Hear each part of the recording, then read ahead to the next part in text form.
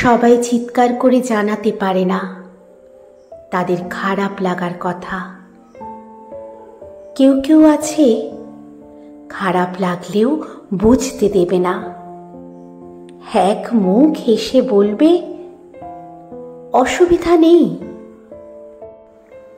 অসুবিধা যে সত্যিই নেই এমনটা নয়, এমন নয় যে তাকে কোনো কিছুই প্রভাবিত করতে পারছে না। সে প্রভাবিত হচ্ছে, তার খারাপ লাগছে, তার কষ্ট হচ্ছে, হয়তো এমন কিছু ঘটছে তার সাথে যাতে তার পৃথিবী ওলট পালট হয়ে যাচ্ছে। তবু সে মুখ ফুটে বলতে পারছে না, অভিযোগ করতে পারছে না। যা তার চাই তা সে জোর গলায় জানাতে পারছে না।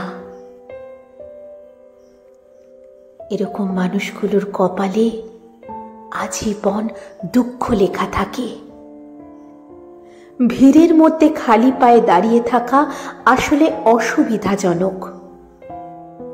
আরো অসুবিধাজনক সেই ভিড়ে কেউ পা বাড়িয়ে দাঁড়িয়ে থাকলে তাকে ধাক্কা মেরে না সরিয়ে হাসি মুখে